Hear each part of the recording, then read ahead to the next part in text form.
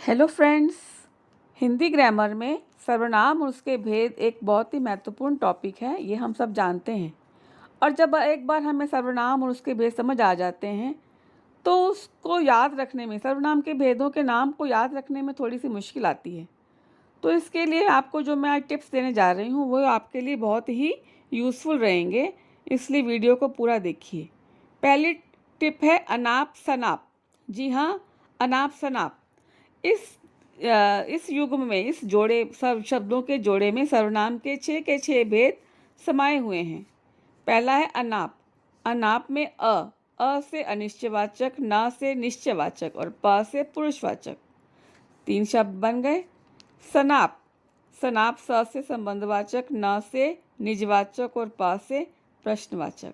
तो इस प्रकार आप अनाप शनाप 2 शब्दों को अपने दिमाग में रखेंगे तो आपको सारे ही के सारे भेद आपके सामने आ जाएंगे। अब है कि भेद को कैसे पहचानें, कि जो शब्द है ये सर्वनाम का कौन सा भेद है। तो वो भी कोई मुश्किल काम नहीं है। आप इस टिप्स को सुनिए और देखिए तो आपको सब समझ आ जाएगा और आपके दिमाग में बैठ जाएगा। उसके बाद ये आपकी समस्या सामने नहीं आएगी। तो पहला है प्रश्नवाचक। तो जिस वाक्य के पीछे क्वेश्चन मार्क या प्रश्न चिन्ह लगा होता है और क्या, कैसे, क्यों, कब, कहाँ आदि के द्वारा प्रश्न पूछा जाता है तो वो प्रश्नवाचक सर्वनाम ही होता है। इसलिए आंखें बंद करके आप उसको लिख सकते हैं कि यह प्रश्नवाचक सर्वनाम है। दूसरा आता है अनिश्चयवाचक। अनिश्चयवाचक जिन शब्दों से हमें कुछ अनिश्चितता का बोध होता है, यानी हम निश्चित नहीं होते हैं, उसके लिए 2-3 शब्द का ही प्रयोग किया जाता है। कुछ, कोई और किसी। कुछ पड़ा है, कोई आ गया, दरवाजे पर कोई खड़ा है, किसी ने दरवाज़ा खटखटाया। तो ये हमें पक्की बात नहीं बताते, इसलिए ये अनिश्चयवाचक सर्वनाम ही होते हैं। तो जहाँ जिन वाक्यों में इन तीनों का प्रयोग होता है वहाँ आप कह सकते हैं कि यह अनिश्चयवाचक सर्वनाम है। तीसरा है निजवाचक। जिन वाक्यों में लेखक या वक्ता अपने लिए स्वयं, खुद, अपने आप शब्दों का प्रयोग करता है वह भी निश्चित रूप से निजवाचक सर्वनाम ही होते हैं। अगला है संबंधवाचक। संबंधवाचक में आप जानते हैं 2 पद होते हैं और उसमें जिन 2 शब्दों के द्वारा उन पदों को आपस में जोड़ा जाता है, जैसे जो, सो, वह जो, जिसकी लाठी उसकी भैंस, जिसकी उसकी।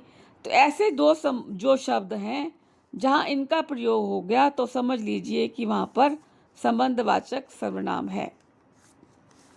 अगला है निश्चयवाचक सर्वनाम। जो शब्द वाक्य से हमें कुछ निश्चित होने का बोध कराते हैं, जैसे यही मेरा घर है, वह उसका छाता है।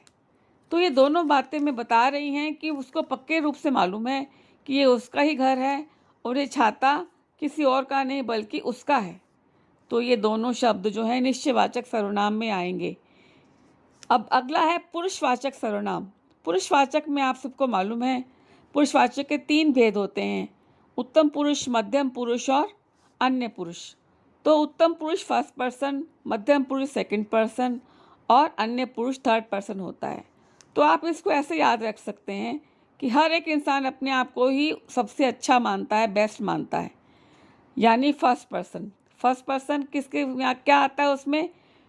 मैं, मेरा, मुझे। तो मैं, मेरा, मुझे यानी उत्तम पुरुष, फर्स्ट पर्सन उत्तम पुरुष। तो जहाँ मैं आ गया वहाँ आप समझ लीजिएगा कि उत्तम है।